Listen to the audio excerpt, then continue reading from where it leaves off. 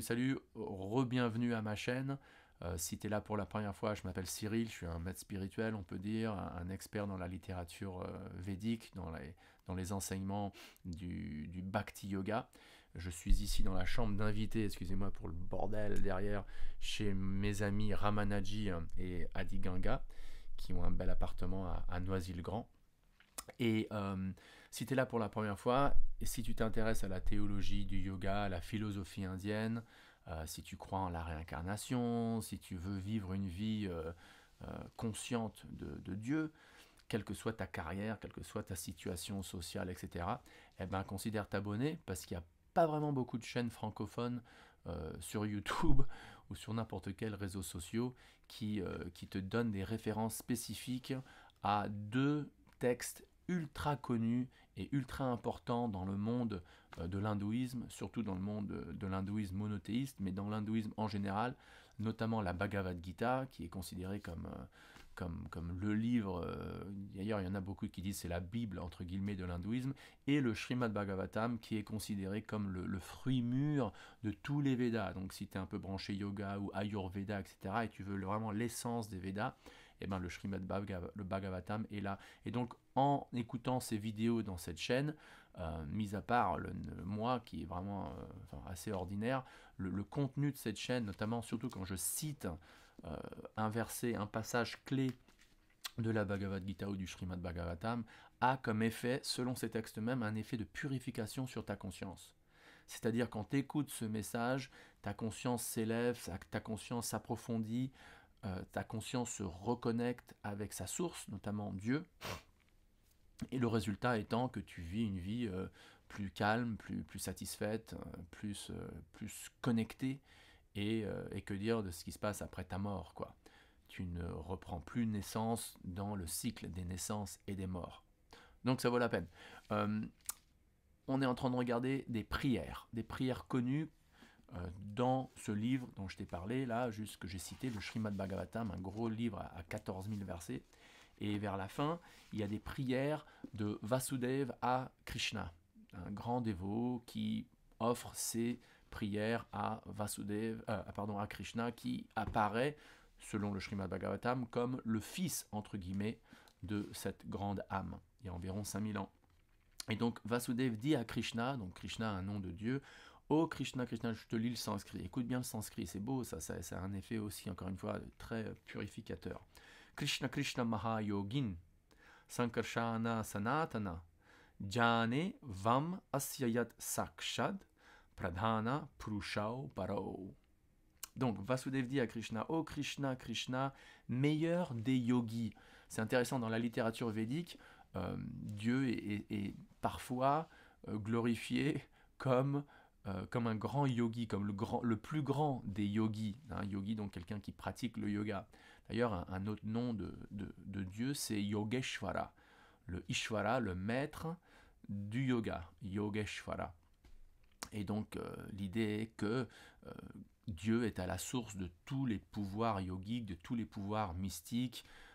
Dieu est le but même du yoga, qui dans son sens étymologique veut dire une connexion, un état de connexion avec le divin, entre l'âme et le divin, ou entre Dieu et l'âme, ou l'âme et Dieu. Et donc c'est intéressant, comme souvent, Dieu est appelé Mahayogi, grand yogi, ou meilleur des yogis. Donc au meilleur des yogis, au Sankarshan éternel. Sankarshan, c'est un autre nom de Dieu qui se réfère souvent à la première émanation ou le premier avatar de Dieu, en tout cas selon l'autorité du Srimad Bhagavatam, notamment Vishnu. Donc un autre nom de Vishnu, c'est Sankarshan, et sa fonction est souvent considérée comme étant liée au support, au maintien de l'univers. Donc, ô Sankarshan éternel, je sais. Donc Vasudeva parle avec beaucoup de conviction. Nous, on ne sait pas s'il y a un Dieu, s'il y a une âme, si on croit. On croit un peu en l'autorité des Védas, du Srimad Bhagavatam, de la Bhagavad Gita ou de la Bible si on est chrétien par exemple. Mais peu d'entre nous pouvons vraiment dire honnêtement qu'on sait. Donc il y a une différence entre croire et savoir. Mais là, bon, Vasudeva, qui est considéré comme une âme éternellement libérée, qui accompagne Dieu à chaque fois que Dieu descend en ce monde, il dit « Je sais que tu es personnellement la source de la création universelle. je sais que tu es personnellement la source de la création universelle, ainsi que les ingrédients de la création elle-même aussi. Donc il dit, voilà, je suis convaincu ou je sais que tu es la source de tout. Tu es la source de la création, donc la création elle-même commence de toi, et ce qui est contenu dans la création, c'est-à-dire les ingrédients de ce monde, viennent de toi aussi.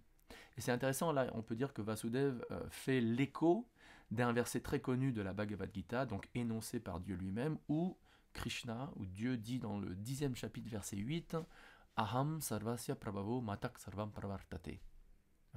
I am the source of all. Je suis la source de tous les mondes spirituels ainsi que monde matériel. Aham sarvasya prabhavo matak sarvam. From me, de moi tout émane. De moi tout émane. Donc Krishna déclare dans la Bhagavad Gita ce que Vasudev ici dans le 10e chant du Srimad Bhagavatam dit à Krishna.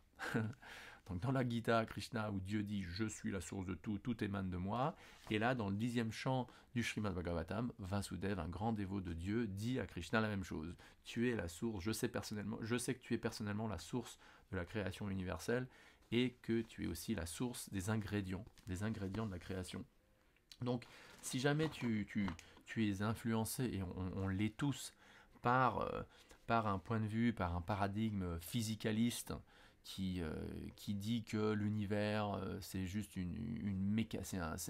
c'est un mécanisme mécanique, c'est un mécanisme, voilà, c'est comme une voiture, il y a pas d'influence, disons, métaphysique sur l'univers, c'est une horloge, et voilà, quoi, elle fonctionne sans qu'il y ait un soi-disant Dieu qui contrôle ou qui peut changer un peu la destinée de différentes âmes à l'intérieur. Il n'y a pas d'âme, c'est que de la matière, c'est que des interactions de neurones et de protons, et des neurones et des protons, et voilà, basta, quoi. Bah, si tu es influencé par ça, tu devrais quand même ouvrir les yeux au fait que depuis des milliers et des milliers d'années, des millions, sinon pas des milliards d'êtres humains ont accepté non seulement l'autorité théiste de, on peut dire, la Bible, le Coran, la Torah, l'Ancien Testament, mais des Védas, et en particulier du fruit mûr des Védas, notamment le Srimad Bhagavatam ou la Bhagavad Gita, qui tous les deux pointent non seulement vers un Dieu impersonnel, une sorte d'énergie sous-jacente à tout ce qui existe, mais un Dieu personnel, une personne ultimement, qui a une forme spirituelle qui n'est pas illusoire, notamment celle de Vishnu ou de Krishna.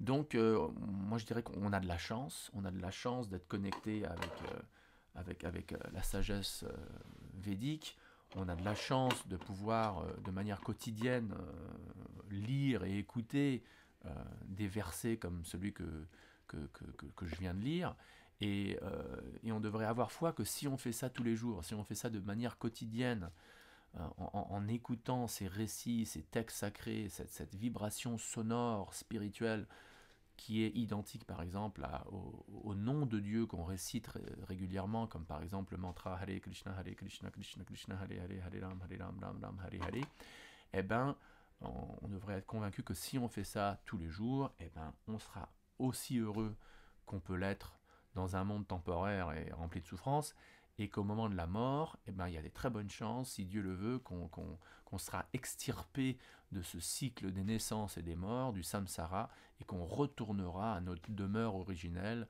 la demeure de Dieu, de là où nous et toi, nous sommes tous tombés, quoi.